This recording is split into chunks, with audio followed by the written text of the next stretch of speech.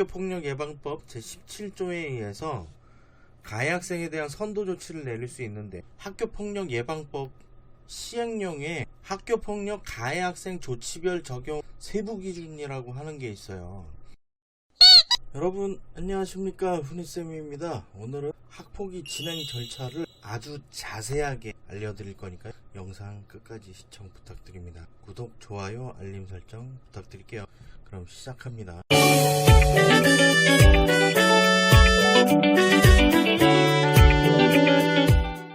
제가 2년간 학교폭력대책심의위원회 위원으로 활동했었다고 말씀드린 적이 있었죠. 학폭위가 어떻게 진행되는지 지금부터 저와 함께 낱낱이 파헤쳐 보겠습니다. 학교에서 학교폭력 사안을 접수하고 전담기구에서 학교폭력과 관련된 내용들을 확인을 합니다. 전담기구에서 확인한 내용을 바탕으로 학교장 종결 처리가 가능한지를 확인을 하고요. 그 4가지 요건에 대해서도 설명을 드렸었어요. 학교장 종결 처리가 가능하다고 하면 보호자와 학생의 동의를 거쳐서 학교장 종결로 처리를 하고, 동의를 하지 않거나 학교장 종결이 불가능한 경우에는 학폭위 개최를 요청을 해요. 교육지원청에서는 어떻게 움직이느냐, 3주 이내에 열어야 하지만 플러스 1주, 부득이한 경우에 4주까지도 가능하다고 말씀드렸죠. 교육지원청에서 학폭위를 개최를 하려고 할 때 미리 날짜를 정해서 학생과 보호자에게 통지문을 발송을 합니다. 물론 학교에도 공문으로 안내를 하죠. 학생이 출결과 관련된 문서를 처리해야 하니까요. 담임선생님이 안내를 해야 되고, 또 참석 여부도 확인을 해야 되고요. 이후에 학폭위가 개최됩니다. 학폭위는 어떻게 진행되는지 지금부터 알아보도록 하겠습니다. 일단 학폭위가 개최되기 전에 위원들이 먼저 오늘 진행할 학폭위는 어떠한 내용이 있는지 사안을 확인을 합니다. 사안조사 보고서가 있겠고요. 피해 학생 확인서, 가해 학생 확인서, 보호자 확인서, 모든 서류들이 다 구비가 되어 있어요. 그리고 관련된 자료들, 영상이라든가 사진 자료, 기타 참고할 내용들도 다 들어있겠죠.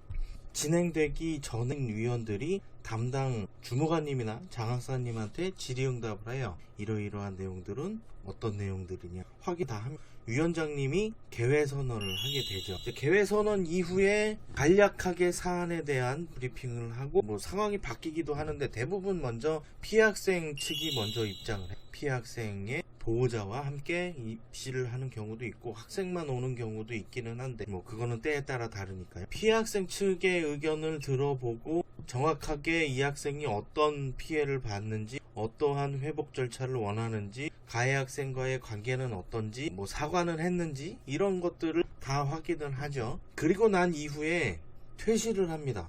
피해 학생하고 가해 학생이 동시에 들어가는 경우는 거의 없다고 보시면 맞아요. 또 의견 충돌이 생길 수 있기 때문에 2차 피해가 생길 수도 있고요. 시간을 분리해서 피해 학생과 가해 학생이 들어오게 됩니다. 가해 학생이 여러 명이라고 한다면, 또는 피해 학생이 여러 명이라고 한다면 다 따로 들어오게 되겠죠. 그래서 한 개의 사안이라도 관련 학생이 4명 정도인데 2명이 피해고 2명이 가해다라고 하면 각각 따로 들어온다고 생각을 하시면 됩니다. 피해 학생 측은 먼저 다 확인을 하는 이후에 피해 학생이 피해본 내용, 어떻게 하면 관계가 회복될지 여부, 이런 것들을 다 확인을 해 가해 학생 측이 들어온 이후에 다시 한번 이 내용을 확인을 하게 되죠. 가해 학생 측의 입장에서 어떻게 생각하는지 물어보게 되고, 관계 회복을 위한 노력들은 어떻게 했는지, 학생한테 사과는 했는지, 또 앞으로 재발 방지에 관한 약속, 다짐들을 들어보고 가해 학생 측의 확인은 끝나게 됩니다. 피해 학생과 가해 학생 측의 의견을 다 들어보았다면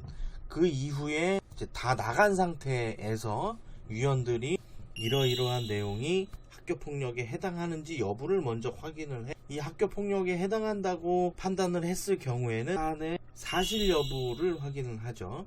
그 사안이 진행된 내용들을 일일이 다 사실 여부를 확인을 하고, 통지문에 기록할 내용들을 정리를 하게 됩니다. 피해 학생의 조치를 결정을 먼저 하게 되고요.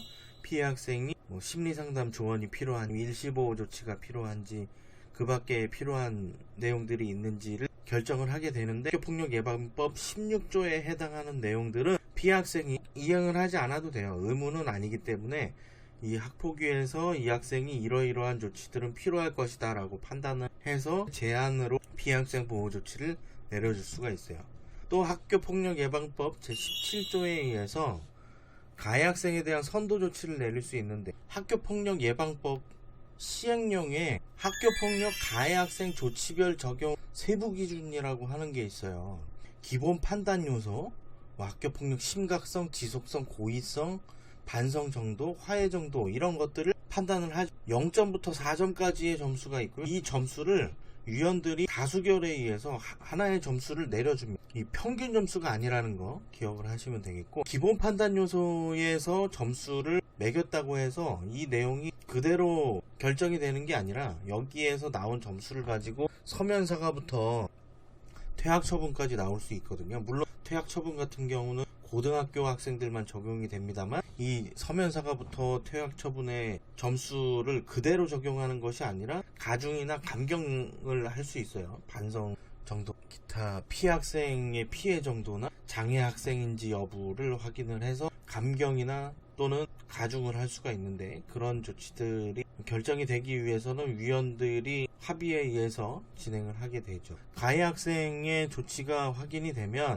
1호는 관계가 없는데 2호부터 4호, 6호부터 9호까지의 경우에는 17조 3항에 의한 부과된 특별교육을 부과를 하게 되죠. 그리고 17조 9항에 의해서 보호자 특별교육도 부과가 됩니다. 이 보호자 특별교육의 경우에는 이행을 하지 않았을 경우에는 과태료가 부과될 수 있어요. 그리고 지금 말씀드린 3항에 의한 학생 특별교육, 9항에 의한 보호자 특별교육 같은 경우는 생활기록부 기재 대상이 아니고요.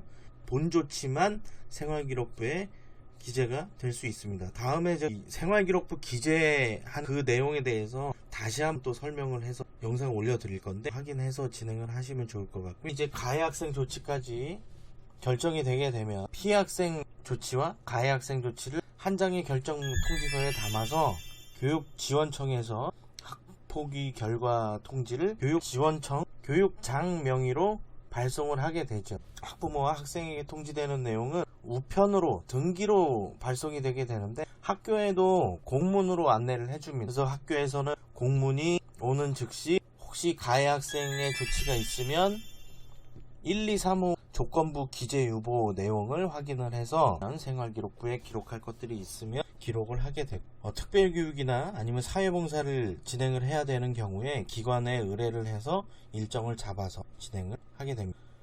오늘 학폭위 진행 절차에 대해서 알려드렸는데요. 혹시라도 질문사항이 있으시면 밑에 댓글이나 이메일로 연락 주시면 성심성의껏 답변 드리도록 하겠습니다. 영상 시청해주셔서 감사합니다.